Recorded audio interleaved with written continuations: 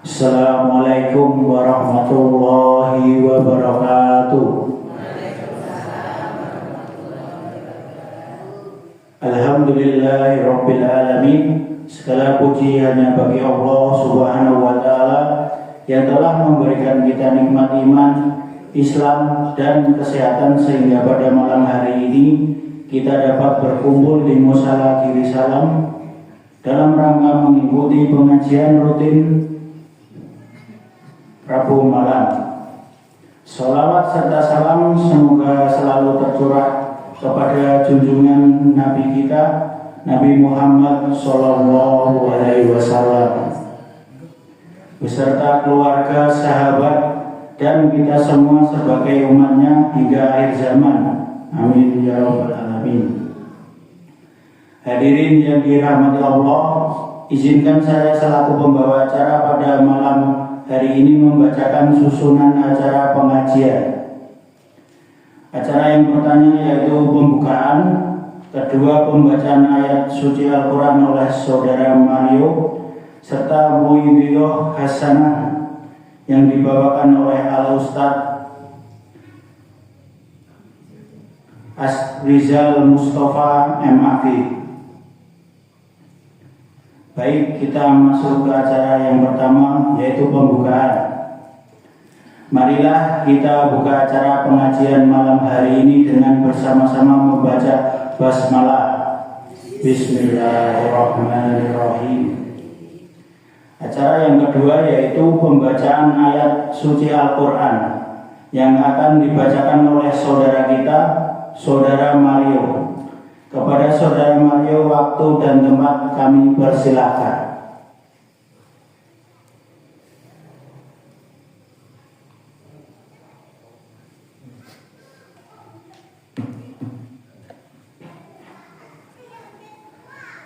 Bismillahirrahmanirrahim. Assalamualaikum warahmatullahi wabarakatuh.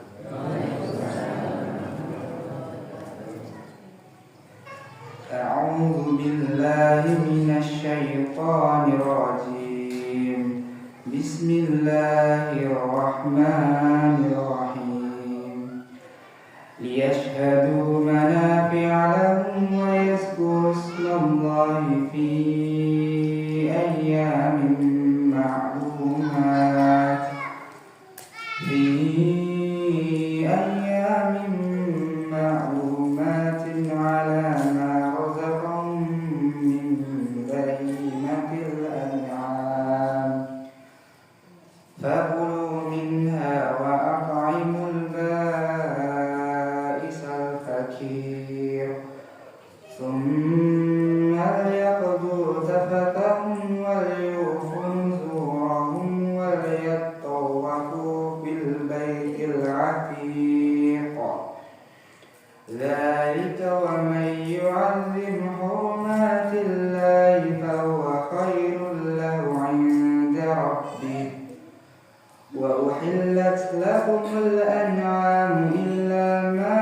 يتلى عليكم فاجتنبوا الرجس من الأوثان واجتنبوا قول الزور حنفاء لله غير مشركين به ومن يشرك بالله فكأنما خر من السماء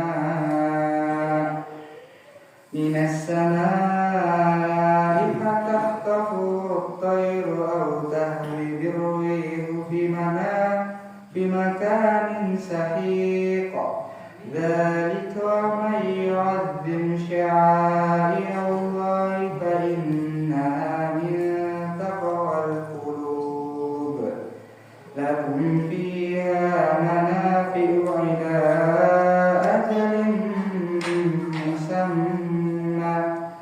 إلى أجل مسمى ثم محلها إلى البيت العتيق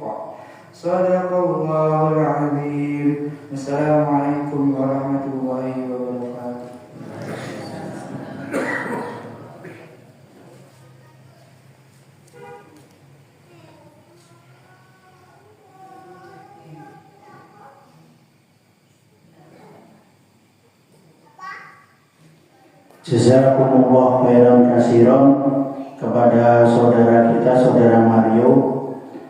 Semoga yang telah membacakan ayat suci menambah keberkahan majelis kita pada malam hari ini. Selanjutnya acara ini yaitu Maidoh Hasanah yang akan disampaikan oleh Ustaz Azrizal Mustafa MAG. Beliau adalah dosen Universitas Muhammadiyah Surakarta. Kepada beliau kami persilakan dengan hormat.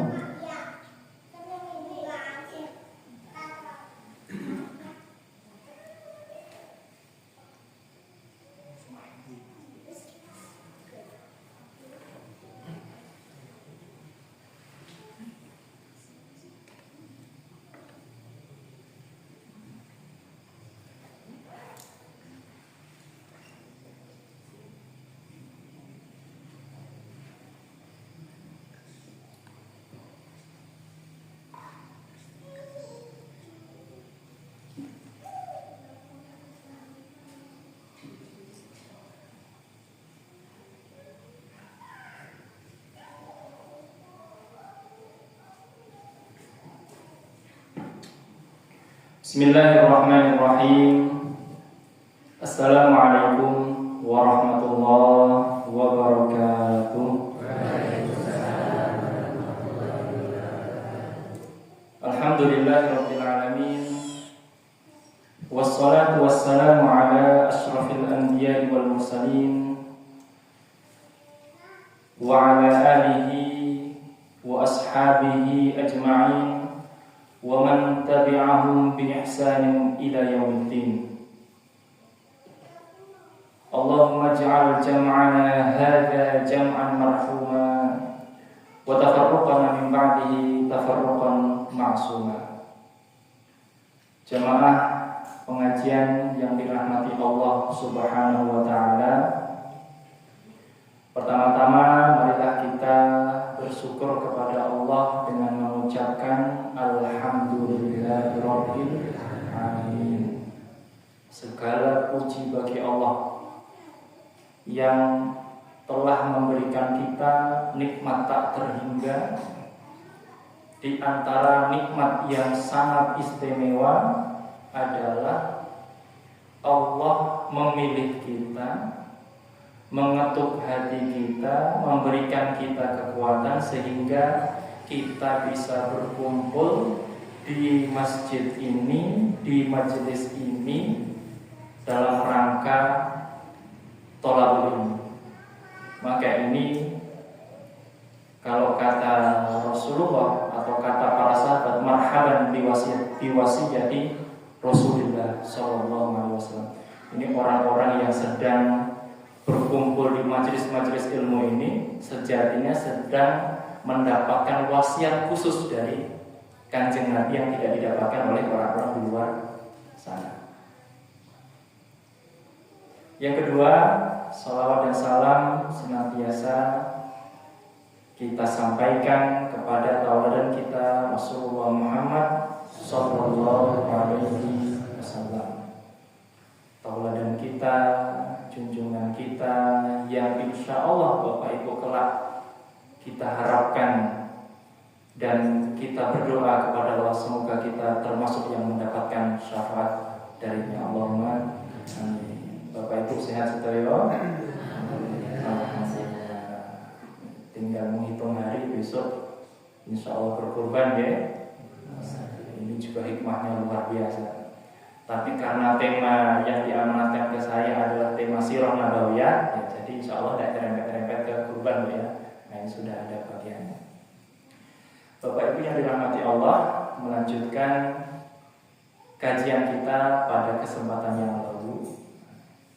Ini saya pakainya karena tadi saya dimention pengajar atau jadi barangkali anak-anak kita yang kuliah ya, putra-putri ibu yang kuliah, bapaknya tidak. Nah, maka malam hari ini kita kuliah ya, Nanti niat itu orang kalah anak ini. Nah, maka yang saya sampaikan ini juga sedikit banyak temanya, kemudian cara penyampaiannya persis seperti yang disampaikan oleh para dosen di perguruan tinggi.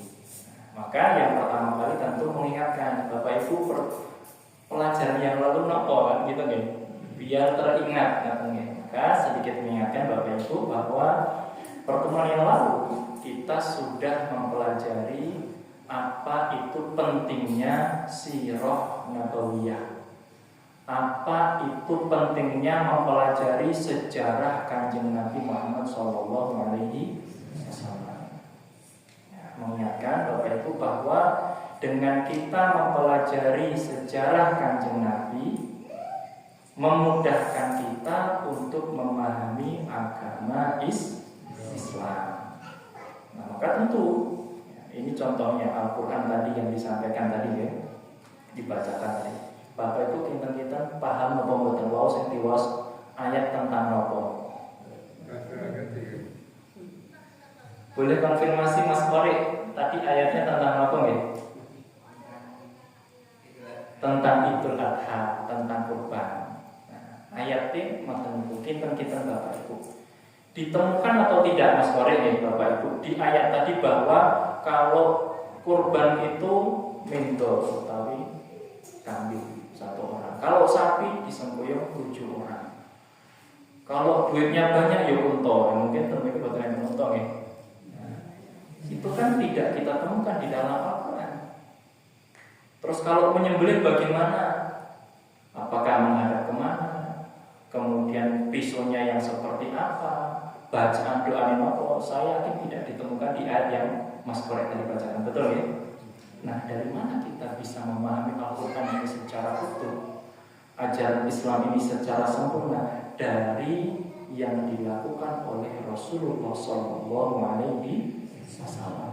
Nah, sekali lagi Bapak Ibu, dengan mempelajari sirah nabawiyah utawi perjalanan hidup Kanjeng Nabi Muhammad, kita semakin mudah dalam memahami agama Islam. Nah, ini ringkasan saking pertemuan ingkang kepungkur. Jadi biar nanti berkesinambungan. Nah, hari ini Bapak Ibu insya Allah sesuai dengan buku yang sudah kita sepakati, Fiqhus Siratin Nabawiyah, kita akan mempelajari dua hal yang sepindah yang menikah. Kenapa Allah Subhanahu wa Ta'ala memilih Jazirah Arab sebagai tempat risalah terakhir? Ini sepindah. Nomor kali yang menikah Nabi Muhammad SAW sebagai penutup para nabi. Sekaligus kita akan mengkaji, menelusuri risalah dari masa ke masa. Risalah dari Nabi Nuh seperti apa, Nabi Ibrahim AS seperti apa, apa itu nih, apa kesamaannya. Nah, itu yang akan kita kaji. Jadi paling tidak Bapak Ibu, dua hal ini yang akan kita pelajari pada malam hari ini insyaallah. Yang pertama, ini pertanyaan deh.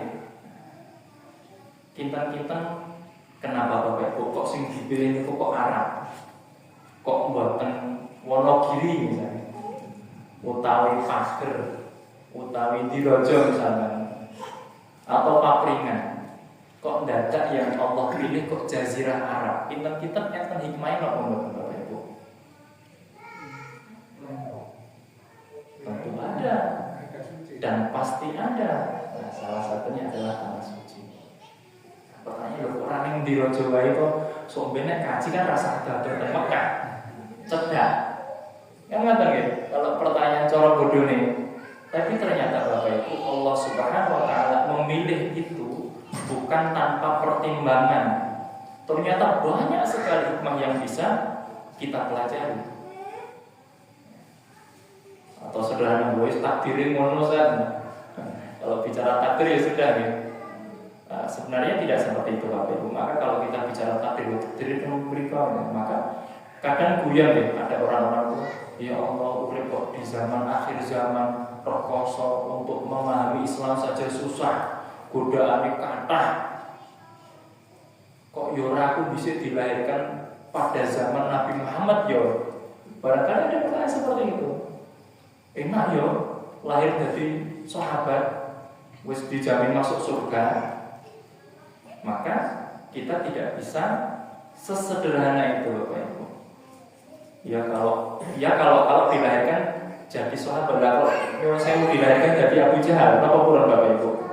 Ya kan yang Abu Lahab misalnya, yang dari sejak zaman Rasul sampai sekarang kita baca ayatnya tabatlah Abi Lahab wa tabat yada Abi Lahab wa. Tentu maka ketika kita berbicara tentang takdir, maka takdir yang Allah tetapkan untuk kita apapun itu, insya Allah itu yang terbaik untuk kita. Nah, kembali kepada pertanyaan, kenapa Jazirah Arab yang dipilih untuk menjadi tempat risalah terakhir? Allah memilih Nabi Muhammad SAW yang lahir di Makkah, kemudian besar di Makkah, kemudian hijrah ke Madinah mengemban risalah, baru kemudian hijrah. Kok yang dilalah Jazirah Arab? Ini bukan dilalah Bapak Ibu, ini bukan ujuk-ujuk, bukan tanpa itu. Ternyata banyak sekali. Ini malam ini yang akan sama-sama kita kaji hikmahnya. Yang pertama Bapak Ibu, maka penting sekali hikmah yang bisa kita tangkap itu bahwa Allah memilih tempat itu ada pertimbangan yang luar biasa. Yang pertama yaitu dari sisi strategis. Strategis itu bahasa Jawa ini namanya strategis. Contohnya ya, ada seorang pengusaha buka toko ten perapatan Bestrihan, perempatan ya, perempatan Bestrihan. Nah, niku kan persimpangan banyak orang, kira-kira banyak dilalui orang, kira-kira banyak yang lihat, banyak yang butuh, banyak yang mampir laras. Nah, itu strategis. Bapak Ibu bisa membandingkan buka toko di tengah sawah. Nah, kita laris pun di Bapak Ibu. Kira-kira laris yang strategis. Nah, kira-kira seperti itu Bapak Ibu. Bahwa pemilihan tempat itu juga ada unsur strategis. Kira-kira kalau tempat risalahnya di situ, nanti penyebarannya bagaimana? Nah, itu sudah diatur, sudah diukur oleh Allah Subhanahu wa Ta'ala. Nah, berbicara itu, maka kita juga bisa mengambil pelajaran bahwa untuk memilih-milih tempat itu ternyata juga disyariatkan. Contoh, ada satu hadis. Ini Kanjeng Nabi nantikan. Ini hadisnya diriwayatkan oleh Imam Ahmad dan Imam Ibnu Hibban, arba'un minas sa'adah. Wonten 4 perkawis yang membahagiakan. Ada 4 hal yang sing saged ndamel kita bahagia, senang. Ingkang sepindah al-mar'atus sholihah, istri yang sholihah. Kita kata punya istri yang sholihah nyenengin apa betul? Nyenengin apa betul? Sip, sangat menyenangkan, membahagiakan dunia akhirat. Itu bisa dipilih, terus nih, Bapak itu bisa memilih, pilih yang baik, yang tidak, atau pilih yang baik sekali itu bisa dipilih. Al-mar'atus sholihah, kan kaping kali nggak menikah. Al-maskan luas, nggak menikah tempat tinggal yang luas. Ya tentu luas di sini bukan berarti kados istana luas, betul ini relatif gitu, luas mungkin tergantung kebutuhan, dan bukan berarti luas di sini hanya Rasul berbicara tentang bangunan awal. Contohnya ada orang punya rumah luasnya Masya Allah, bahkan seeret-eret untuk parkir mobilnya sekian, tapi ternyata di dalam rumah tangganya tidak harmonis, sumpah kalau benar, sumpah padahal rumahnya luas. Dan sebaliknya ada orang yang Allah karuniai rumah sederhana, cukup untuk keluarganya saja, bahkan misalnya kalau parkir motor datang ngempet, tapi Bapak Ibu Allah kasih kebahagiaan, Allah kasih keharmonisan anaknya dilalui, soleh jembar apa betul Bapak Ibu? Jembar, lapang hati. Yang kedua, bisa diusahakan Bapak Ibu sakit dengan menabung, dengan mengupayakan dan seterusnya. Yang ketiga adalah wal jarus sholih, tetangga yang baik. Wah, tangga itu rasa pilih kan. Kita kata gitu, tangga adalah di tangga yang kaya macam. Dan ternyata Bapak Ibu, tetangga itu sebenarnya juga bisa kita pilih. Apalagi kalau baru pindah rumah gitu, ini gua wonten riset kira-kira nek aku maning kene tanggane koyo piye ya. Nah, itu bahkan waktu Bapak Ibu ketika dengar cerita dari Jogja. Ini ku wonten Sheila on Seven, Bapak Ibu, kula boten ngertos apa boten. Sheila on Seven iku grup band terkenal. Niku digandrungi anak-anak muda Bapak Ibu. Niku sampai siapa yang jual tanah dekat rumahnya duta, penyanyi Sheila Solo piro wae tak bayar. Mong baru pengen dadi tanggane artis Sheila on Seven. Itu baru penyanyi. Di mana, di daerah utara sana juga pernah mendengar ada orang punya tanah di dekatnya Gus Bahar, pendakwah, ya, cukup viral saya kira Bapak Ibu. Itu juga demikian, punya tanah pengen dibeli pesantren, wes tak tukune dulu, nggak boleh. Lah kenapa? Lah nek itu kurang duit, bukan nggak punya rumah, bisa saja dia beli rumah ya lebih mahal, tapi aku mungkin bisa tonggolan harus Gus Bahar. Nah ini yang dimaksud bahwa tetangga yang soleh, tetangga yang baik itu juga sebuah kebahagiaan. Nah terus pikir Ustaz, nek jelalah duit tonggo yo judes, kadang banyak oke kan ya.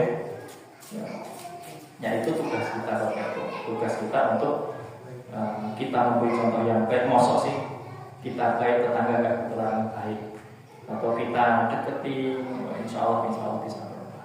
Nah yang terakhir adalah wal markabul hayy. Hani, tunggangan yang nyaman. Ini juga relatif tentunya, apakah yang nyaman itu harus mobil semua tidak tentu. Nah maka empat hal ini juga bisa diupayakan. Maka ketika kita berbicara kepada atau tentang kenapa Jazirah Arab, itu juga ternyata wonten pertimbangannya. Nah pertimbangannya apa Bapak Ibu?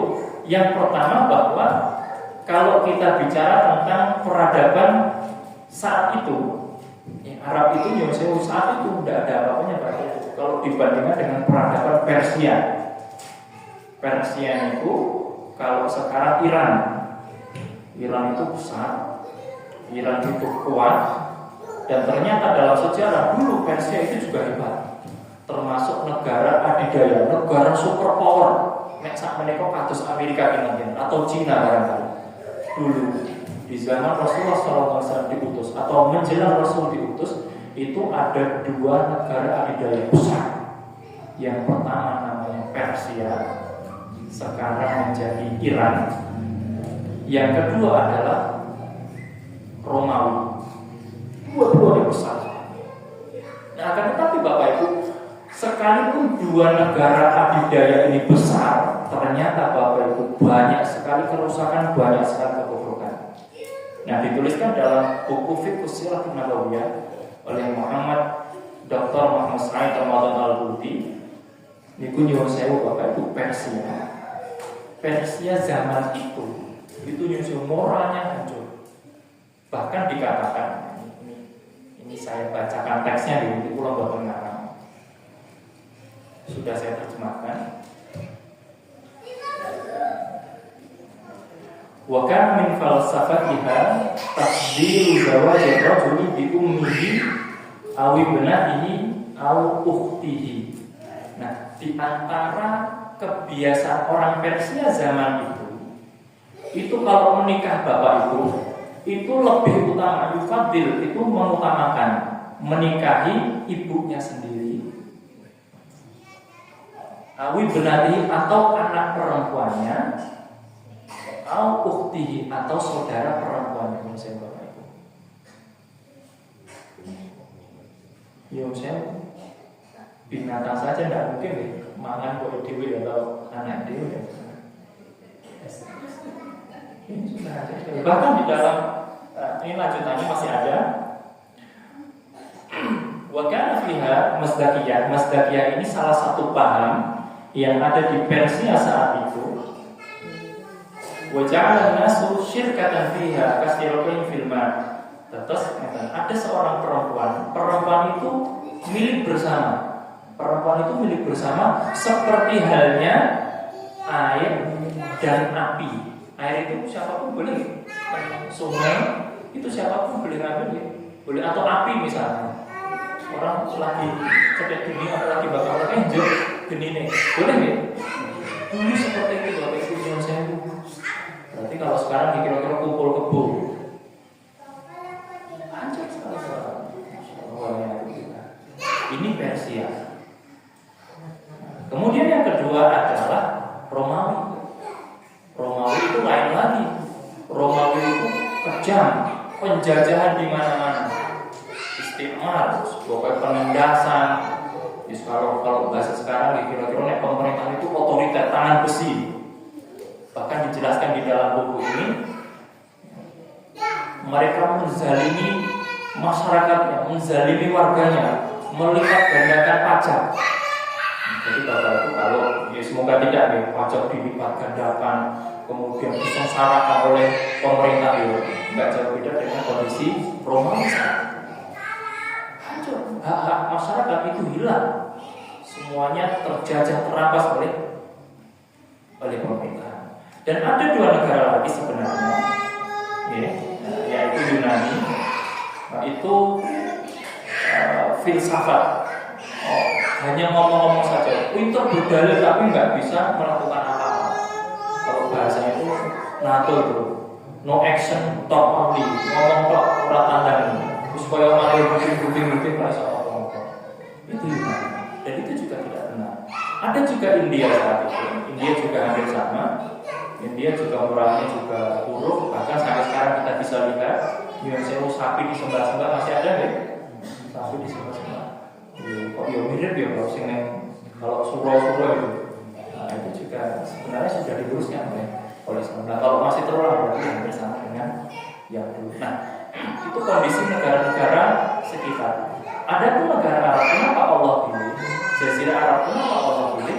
Itu relatif jauh Bapak Ibu kalau dibandingkan dengan kerusakan yang tadi. Kerusakannya Persia, kerusakannya Romawi, kerusakannya India, dan rusak moralnya Yunani, itu Arab lebih mending. Bahkan Bapak Ibu bisa lihat ketika di surat Al-Baqarah juz 2,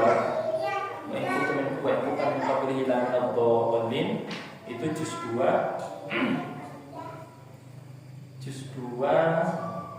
tengah-tengah, juz 2 tengah-tengah.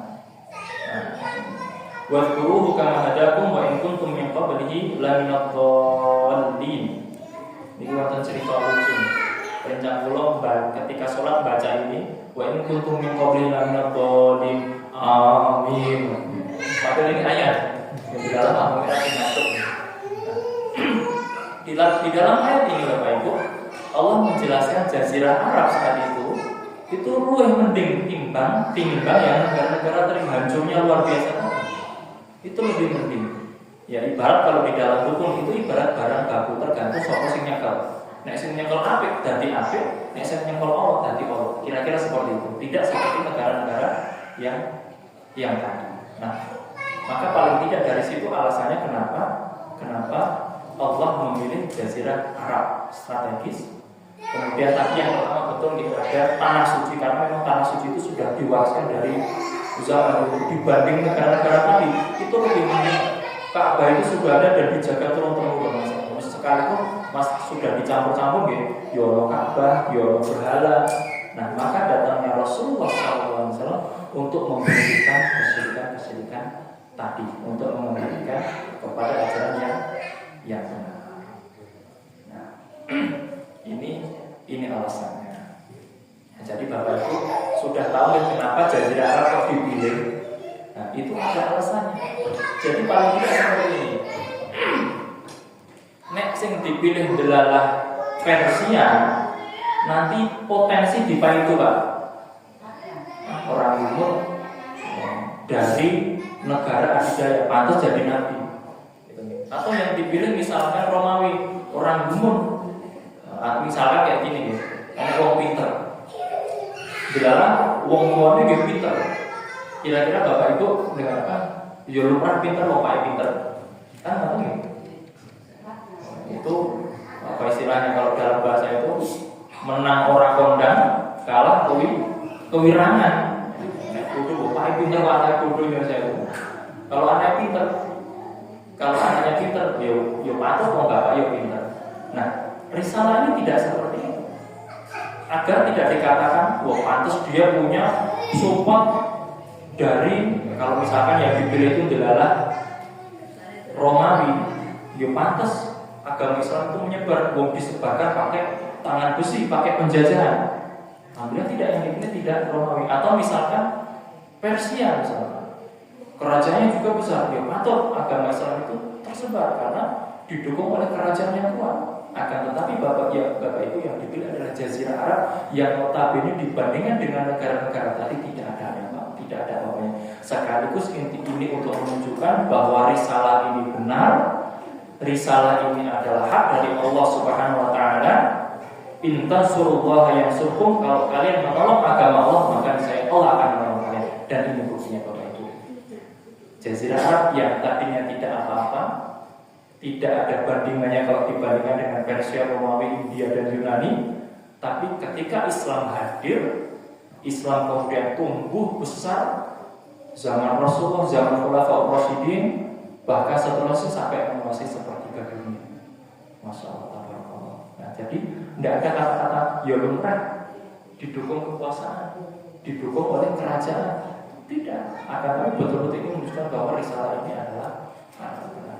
Nah, ini Bapak Ibu, bahwa kenapa Jazirah Arab dipilih, ternyata hikmahnya banyak sekali.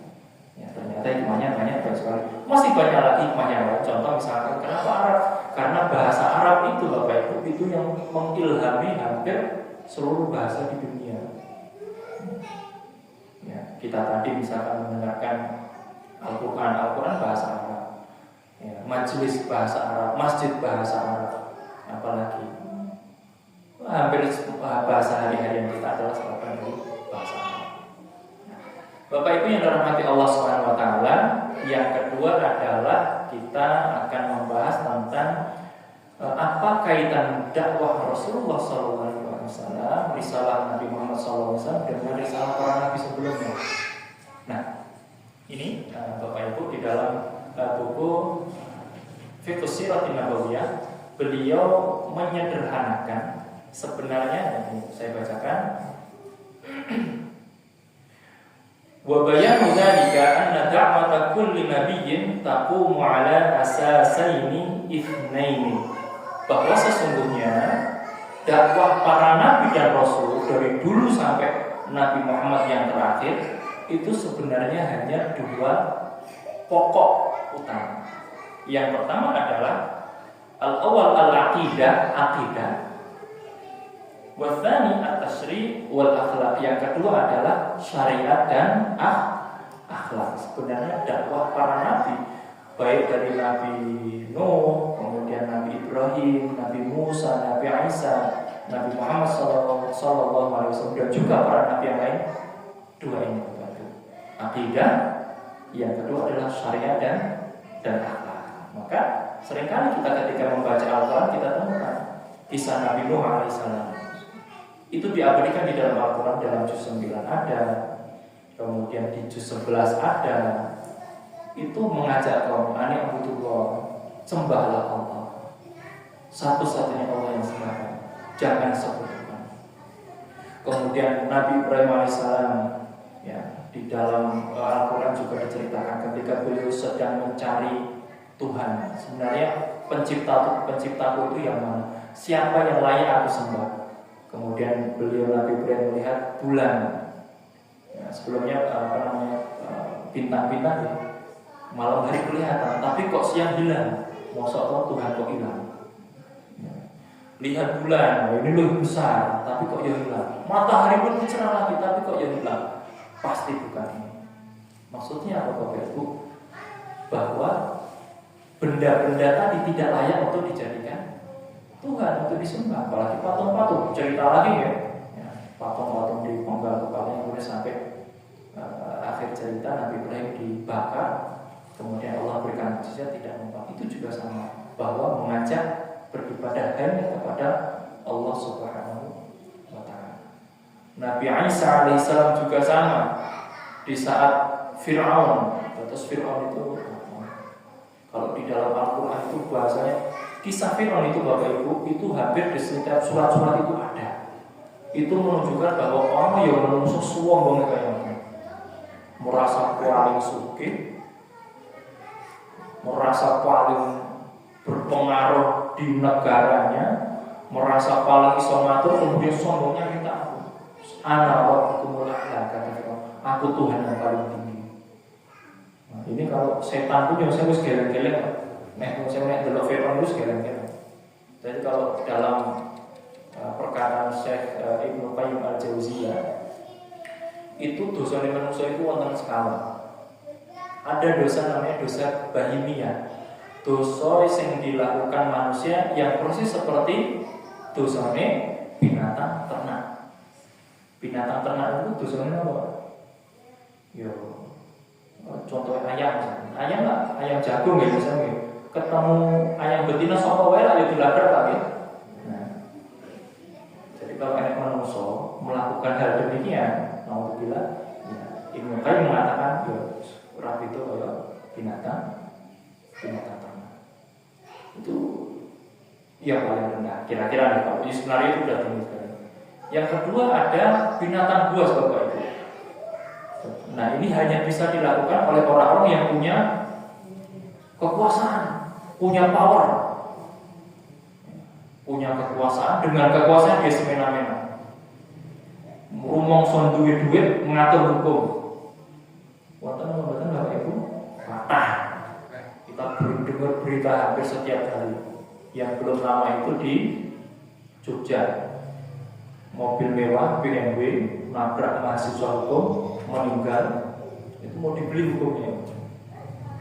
Kemudian yang dulu kita dengar nabrak orang, malah yang ditabrak jadi terdakwa, tersangka, korban jadi tersangka. Kenapa? Diatur hukumnya. Ini hanya dilakukan oleh orang-orang yang punya tenaga, punya power, punya kekuatan, punya pengaruh. Nah, kalau ada orang-orang yang melakukan itu, maka tidak lain dia seperti binatang buas. Yang ketiga, ada lagi di atasnya perbuatan curang. Ini perilaku setan. Ini juga banyak. Hampir mirip-mirip yang tadi. Mengakali apa dengan kecerdasannya dia berbuat curang. Harusnya dapat bantuan 1 miliar untuk membangun satu desa di Kapanewon 100 juta. Kalau sampai ini untuk ABCD, padahal jelas masuk kantongnya itu hanya orang culas, orang licik yang bisa. Nah, yang terakhir, sing gawe setan geleng-geleng waktu Fir'aun itu siapa? Dia sudah mengumpulkan berbagai kejahatan, berbagai kemaksiatan di hadapan Allah. Dia membunuh orang iya, menzalimi orang iya, curang iya, yang paling tidak ada takabur, bahkan mengatakan ana rabbukumul a'la, aku adalah Tuhan yang paling tinggi. Setan geleng tadi nek ono yang punya sifat seperti Fir'aun yang sewu sudah ngumpuli setan pun sudah geleng. Nah, itu Nabi Musa alaihissalam. Yuk kita beribadah hanya Allah SWT. Fir'aun itu bukan, jangan lupa. Nabi Isa alaihissalam juga demikian. Dakwahnya juga sama, mengingatkan umatnya untuk menyembah Allah Subhanahu wa ta'ala. Dan yang terakhir adalah Rasulullah SAW mengajak umatnya untuk hanya menyembah Allah dan meninggalkan perbuatan syirik. Ini Bapak Ibu sama semuanya, dari Nabi siapapun diurut itu dakwahnya sama, tentang akidah itu sama. Ini hal yang pakem, tidak bisa dirubah. Ya dari dulu sampai sekarang, ya iman itu seperti itu Bapak Ibu. Iman itu hanya kepada Allah Subhanahu wa ta'ala. Tidak ada Nabi yang menyerahkan imannya kepada siapa, tidak ada. Itu semuanya diabadikan di dalam Al-Quran. Berarti Bapak Ibu, risalah Nabi Muhammad SAW itu sama persis dengan risalah para Nabi. Baik itu yang tertulis di dalam Al-Quran sebanyak 25 Nabi, sedangkan kenyataannya itu jauh lebih banyak. Dalam riwayat itu ada yang mengatakan Nabi itu bahkan sampai ribuan, hanya semuanya tidak diabadikan di dalam Al-Quran. Yang kedua, Bapak Ibu, risalah para Nabi itu adalah syariat dan akhlak. akhlak. Nah ini yang tentu kalau kita bicara syariat itu tentu berbeda antara syariat satu nabi dengan syariat nabi yang lain. Nah ini yang disebut dengan fleksibilitas sesuai dengan ketentuan zaman. Beda kalau kita lihat misalkan syariatnya Nabi Musa alaihissalam dengan syariatnya Nabi Muhammad, beda. Syariatnya Nabi Musa itu pondasinya itu azimah, kesungguh-sungguhan, pokoknya sungguh-sungguh. Rekoso. Syariatnya Nabi Musa itu rekoso, berat sekali. Nah kemudian syariatnya Nabi Isa alaihissalam itu berbeda lagi, relatif lebih mudah. Syariatnya Rasulullah SAW itu lebih manusiawi lagi. Ada saatnya serius, ada saatnya kita diberikan kemudahan oleh Allah Subhanahu wa Ta'ala. Contohnya misalkan sholat. Sholat itu apa hukumnya Bapak Ibu? Wajib. Wajib apa fardu? Pokoknya ini pula. Ini enggak itu dosa pokoknya. Nah itu kalau dalam bahasa fikih benten-benten itu saya beda ini fardu itu apa, wajib itu apa, dan seterusnya. Sholat itu hukumnya wajib, harus dilakukan selama paling tidak sehari 5 waktu. Ustaz, kalau ternyata nyuwun sewu kakinya sakit, dua-duanya adalah misalkan kena ring, 20 misalkan, rio kayak 20. Saat ini apa kesehatan masih minta ring? Sebelumnya sudah jarang ya. Kalau dulu zaman kecil dulu kan bocah-bocah bulan terus minta ring ya. Tidak bisa berdiri. Dan terus piye sholatnya? Tetap sholat tapi boleh dengan duduk. Ini namanya syariat. Allah sangat memperhatikan, sangat memberikan keringanan bagi yang kesusahan. Contoh misalkan di dalam surat Al-Maidah. Ya ayyuhalladzina amanu idza qumtum ila sholati faghsilu wujuhakum wa aydiyakum ilal marafiqi wamsahu bi ru'usikum warjulakum ila al-ka'bayn. Wa in kuntum maridun aw 'ala safarin. Ini cerita tentang wudu. Salat niku pakai wudu. Salat niku kalau tidak pakai wudu sah apa mboten Bapak Ibu? Mboten. Wudu ini betul apa? Betul toyo pakai air. Boleh tidak wudu pakai Coca-Cola atau wudu pakai oli kan? Tambah keruput ya. Nah ternyata ada saatnya delalah listriknya mati, utawi delalah 3 larang banyu misalnya. Enek banyu cuma sak jerigen itu pun untuk bertahan hidup. Nah tinggal wudu jelas saya tidak bisa minum.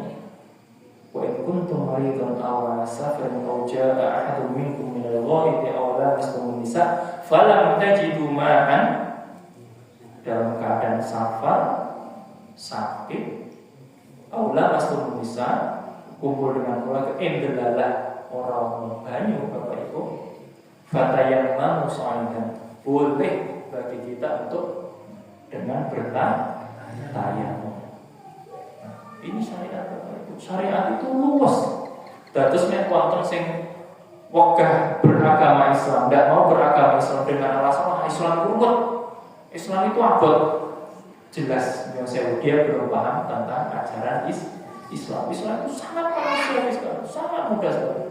Contoh misalnya perjalanan ke Jawa misalnya, sekian puluh kilometer. Rasul memberikan kita keringanan kosong. Dilalah ini kisah nyata. Kami perjalanan sebenarnya tidak jauh. Kalau tidak jauh itu boleh dijamak tapi tidak boleh dikosor. Perjalanan. Yuk jamak. Engkau nek kenapa di jalan. Rasa cedak kok. Padahal kan itu boleh perjalanan dan kita tidak tahu jam berapa sampai rumah. Meskipun itu tidak jauh. Waktu itu saya tawarkan, tidak mau. Ya wis lah, tidak apa-apa. Saya juga menghargai. Delalah pas perjalanan pulang, qadarullah ada keserempet loh. Ya alhamdulillahnya tidak parah. Tapi ini jenenge yang dalam keserempet lagi enten musyawarah ya. Panjang sekali sampai hampir maghrib Bapak Ibu. Setelah selesai sholat asar, assalamualaikum, adzan maghrib. Saya membaca Ya Allah, benar ternyata Allah berikan keringanan kok ya ora dijiko.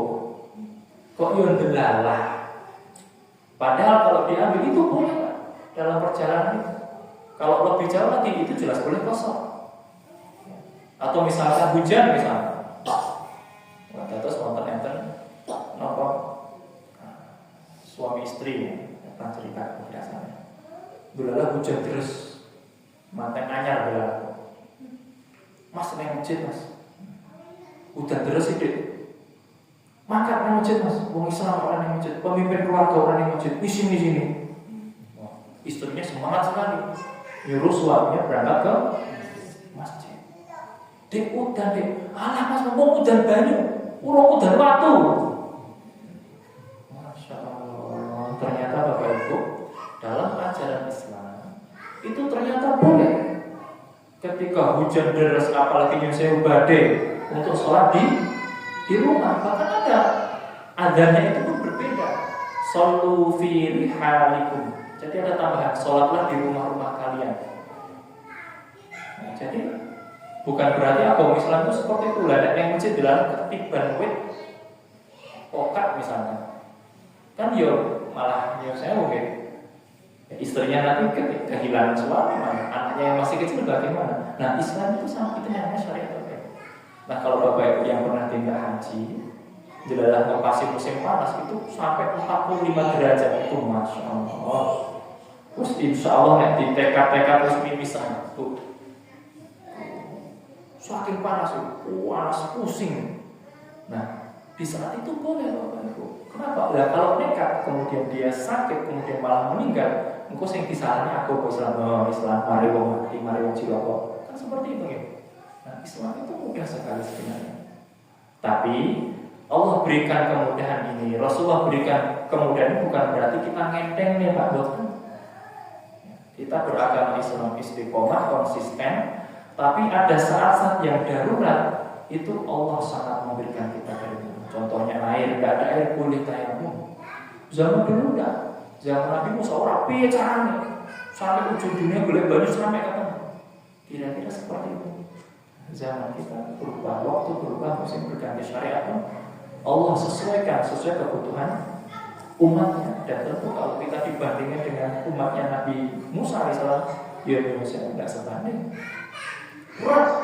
Puasa harus misalkan 40 hari misalkan, harus berapa sekian misalkan, tidak boleh makan daging misalkan. Tidak bisa, itu tidak kuat. Maka dua ini tadi Bapak Ibu, akidah atau keimanan ini sifatnya mutlak, pakem, baik dari dulu, dari Nabi Nuh, Nabi Adam, Nabi Salam sampai sekarang itu sama, bahwa iman itu ya hanya kepada Allah. Adapun syariat itu Allah memberikan keluasan sesuai dengan kebutuhan umatnya. Syariatnya Nabi Musa berbeda dengan syariatnya Nabi Isa AS. Syariatnya Nabi Isa berbeda dengan syariatnya Nabi Muhammad SAW. Dan terus kita ikut siapa? Ya ikut Nabi kita, Nabi Muhammad SAW. Itu sudah paling pas, sudah Allah ukur. Malah 5 waktunya kadang bolong-bolong, gak pengen. Nah itu sudah Allah atur, Nah maka ini sebenarnya kemudahan bagi kita Bapak Ibu. Apalagi akhlak misalnya, akhlak ini universal Pak. Universal itu bisa dinikmati oleh semua orang, semua ras, semua suku. Ini juga diajarkan oleh para nabi. Contoh misalkan kejujuran. Agama manapun, suku manapun, latar belakang apapun, kira-kira orang wong jujur senang apa enggak Pak? Senang. Ini juga diajarkan, namanya akhlak. Hormat, menghormati yang tua, menyayangi yang muda. Itu siapapun Pak, senang Pak. Orang dimuliakan, orang dihormati. Lewat kemudian menyapa, itu ada. Bahkan Rasulullah SAW sampai detail sekali. Iya membuat julus salat furqan. Rasul nanti ngendikan, sahabat, ojo do nongkrong yang pinggir jalan. Dulu ternyata di komentar nongkrong, buat temu bapak-bapak sana kita, jangan Rasul di komentar nongkrong. Tapi ini dalil bukan pembenaran nongkrong ya. Rasul mengingatkan sahabat, sahabat, ojo dorong nek pinggir jalan. Kemudian sahabat menyampaikan, wahai Rasulullah, lah kami sudah biasa nih Rasulullah untuk kumpul-kumpul seperti ini, sekedar ketemu dulu, sekedar curhat, sekedar sharing pekerjaan. Mosok ora itu ya Rasul, sahabat kenyang. Kemudian nek bapak sing kenyang dijak diskusi ini. Bu arep mancing ya, dijak diskusi ini. Bu ajeng goes dijak diskusi. Wahai Rasulullah, kami sudah terbiasa. Kemudian kata Rasulullah, oke, kalau memang kalian pengen nongkrong, silahkan, tapi ada syaratnya. Penuhi hak-haknya. Apa itu haknya? Raddus salam, podo, tegur sapa, saling menyapa. Assalamualaikum, waalaikumsalam. Bahkan ada hadis yang lain lebih detail lagi. Sing numpang kendaraan memberi salam yang jalan memberi salam yang duduk, detail. Itu mengganggu persis yang dimiliki oleh orang Jawa. Yang kecil nyapa yang tua sayang yang muda, itu ternyata sudah diajarkan oleh Rasulullah. Raddus salam. Wa kaful adza, kata Rasulullah, pengen nongkrong, kaful adza, cegah kemungkaran, cegah perbuatan yang jelek. Enak sing enak sing apa dicegah. Ora kok malah enak nyuwun sewu itu ora disuwit-suwit. Itu malah hebat kejelekan. Tentunya masih banyak sekali Bapak Ibu. Wa ghaddul basar, menundukkan pandangan enak wong itu lewat tundukkan pandangan. Itu ada. Ini nilai-nilai universal Bapak Ibu. Soko ngawur agama apapun, kemudian ras apapun, kalau yang namanya akhlak itu ya mulia. Nah ini yang disampaikan diajarkan oleh para rasul, khususnya Nabi Muhammad SAW dalam satu hadis. Inna bu'ithu liutammima makarimal akhlak. Sesungguhnya aku diutus oleh Allah untuk menyempurnakan akhlak. Dalam hadis lain, tidak ada timbangan amal apapun yang lebih berat kecuali timbangan akhlak. Banyak sekali ada kalau kita bicara tentang akhlak. Nah, kalau tadi ya tentang risalah para nabi tadi ada di surat An-Nahl ayat 36, wa ba'atsna fi kulli ummatin rasulan an ya'budullaha wajtanibut taghut, dan sungguh telah kami utus seorang rasul pada tiap-tiap umat untuk memerintahkan menyembah hanya kepada Allah. Ini dalilnya di surat An-Nahl ayat 36. Kemudian terkait Rasulullah SAW sebagai penutup risalah, Khatibul Anbiya, itu dalilnya wonten ing surat Al-Ahzab ayat 40. Muhammad itu bukanlah bapak dari seorang laki-laki di antara kalian, tetapi dia adalah Rasulullah dan penutup para nabi. Nah, ini ayat ini selain menunjukkan bahwa Kanjeng Nabi itu adalah nabi terakhir. Jadi enak sing ngaku-ngaku nabi Bapak Ibu boleh enggak? Yo itu wae Pak, ora itu diakoni. Kata orang yang ngaku-ngaku nabi Pak. Sejak zaman dulu saya katakan, bahkan sekarang pun masih ada ngaku nabi. Dia sangat bertanggung jawab. Yang jelas dia melanggar konstitusi negara kita, negara Indonesia. Yang kedua melanggar ajaran Islam. Tapi apakah ada Allah benar? Tapi tidak diakui karena sudah ditutup oleh Rasulullah SAW. Yang kedua, ayat ini juga menjelaskan bahwa Rasulullah maka Muhammadun aba ahadin min rijalikum, ini untuk menunjukkan bahwa Kanjeng Nabi itu Allah takdirkan tidak memiliki keturunan putra. Nah, ini kenapa? Ternyata juga ada hikmahnya Bapak Ibu. Ya, sekarang saja Bapak Ibu, saya kira ngetos ya dengan istilah Habib atau Habaib, keturunan Ahlul Bait, keturunan Kanjeng Nabi. Itu saja yang bukan keturunan langsung, itu saja yang sewu. Ya ada yang Habib baik. Saya kenal beberapa yang betul-betul Habib, lurus, betul-betul dakwahnya juga baik. Tapi juga ternyata ada Bapak Ibu menggunakan label Habibnya, yang sewu untuk kepentingan tertentu. Nah, ini untuk menjaga bahwa nenek sing enggak keturunan langsung sampai musim disembah-sembah di apa-apa, apalagi kalau Rasul Allah takdirkan punya anak laki-laki. Wah, itu lebih bahaya lagi.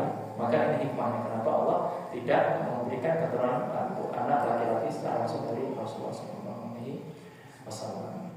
Nah, Kemudian Bapak Ibu sebagai konsekuensi niku kudune setelah kita mengetahui bahwa Nabi Muhammad ini adalah Nabi terakhir, maka pelajaran yang bisa diambil apa? Nah, paling tidak Bapak Ibu, yang pertama adalah untuk memastikan bahwa tidak ada Nabi setelah Nabi Muhammad SAW. Nek ono sing mau mesti batin. Sudah pasti salah. Wah mimpi atau wangsit atau wahyu, tidak mungkin, tidak ada.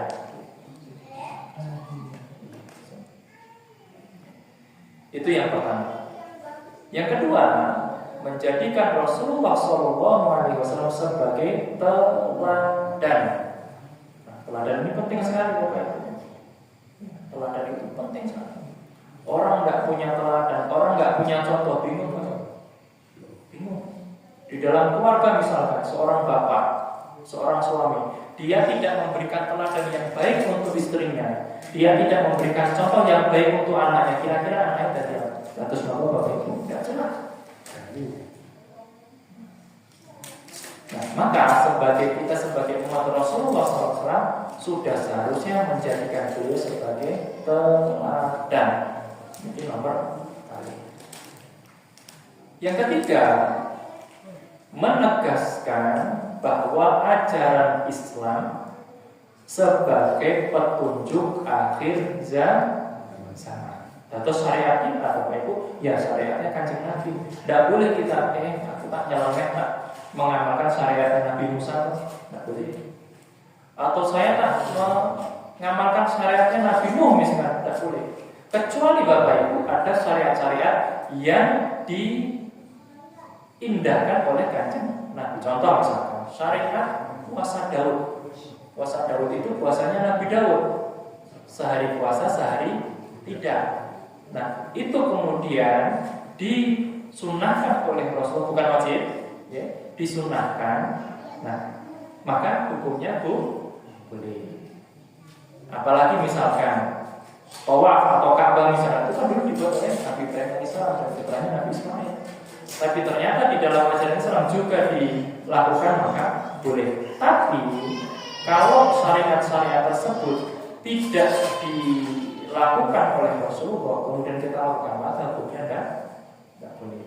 Nah, ini yang ketiga. Yang terakhir, Bapak Ibu, bahwa ketika kita memahami bahwa Rasulullah SAW adalah Nabi terakhir, kita sekaligus memahami bahwa ajaran Islam, ajaran yang dibawa oleh Rasulullah SAW ini sifatnya global, menyeluruh, mendunia. Terus tidak ada agama Islam itu hanya untuk orang Arab saja, tidak. Agama Islam itu hanya untuk orang-orang Timur Tengah saja, tidak, Pak. Nah, bahkan persis agama Islam itu atau surga itu nggone wong mati atau tidak boleh. Dia aku dhewe tidak boleh.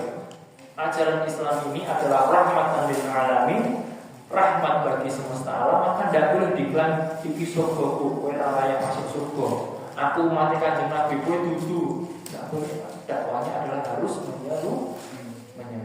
Nah, ini bukti bahwa wa arsalnaka illa rahmatan lil alamin. Risalah Kanjeng Nabi Muhammad SAW ketika beliau ditunjuk sebagai Nabi terakhir, maka risalahnya sekaligus untuk rahmat seluruh alam sampai nanti hari kiamat. Syariatnya yaitu, ibadahnya yaitu, ajarannya yaitu. Tidak ada ajaran yang lain, tidak ada yang kontra.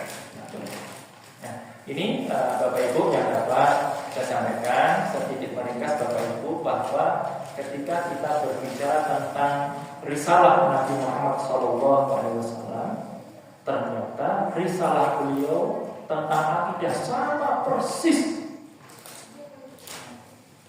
dengan risalah para nabi dan rasul yang datang sebelumnya.